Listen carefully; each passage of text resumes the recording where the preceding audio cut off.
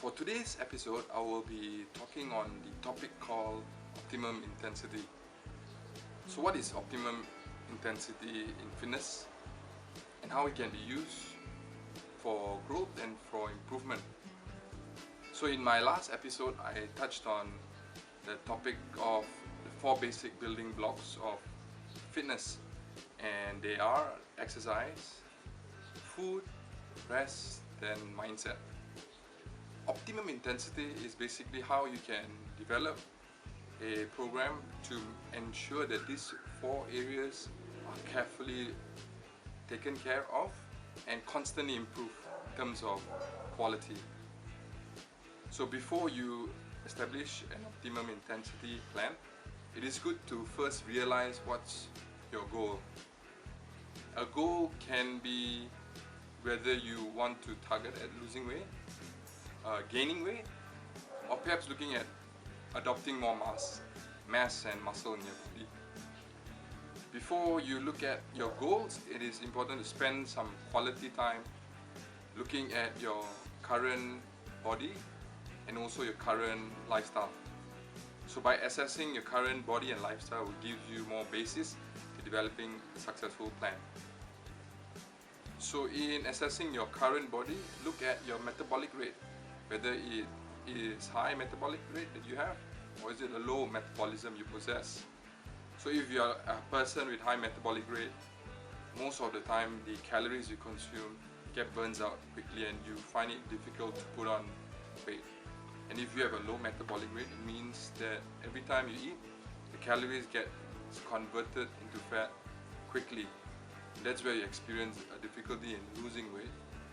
And apart from looking at metabolism, it is also good to assess your body's strength in terms of which part of your body has a greater strength compared to other parts.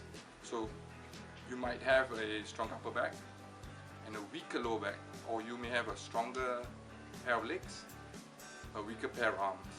So in assessing which part is stronger, you can use that to complement your weaker parts, and for the weaker parts you will need to spend extra time working on them so they get stronger.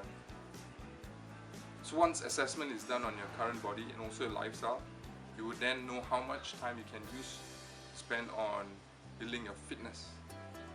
So the first important step is setting your goal. So if your goal is to lose 5 kgs in 5 months, this means every month you need to be losing at least 1 kg. So that forms as a gauge or a measurement on how well you are improving. So goals can be, like I mentioned, about losing weight, about gaining weight, or gaining muscle mass, or perhaps improving certain performance in the sports that you are serious about. So once your goal is set and the timeline is formed, it is now back to your exercise building block where you need to craft your program. So in crafting your program, you can use this example. So first, categorize your weights into 3: light weights, medium weights, and heavy weights. So light weights are weights that you can do in the gym that gives you maximum reps of 18 to 20 in a single set. And medium weights are repetitions that you can do to a max of 10 to 12 reps in a set. And heavy weights are weights that you can do with reps 4 to 6 in a set as your maximum. So by dividing the level of intensity of your exercises by weight, you can focus them to your current goal.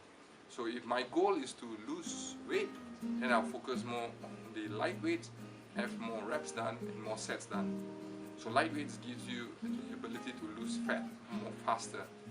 And the medium weights, if you're looking at toning your muscle or getting a bit buff, looking more athletic, so go for the medium weights, which gives you a 10 to 12 reps per set. And if you're looking at bulking and getting more muscle and putting on mass, it's good to center your exercise more on the heavier weights, which gives you more power and developing more strength.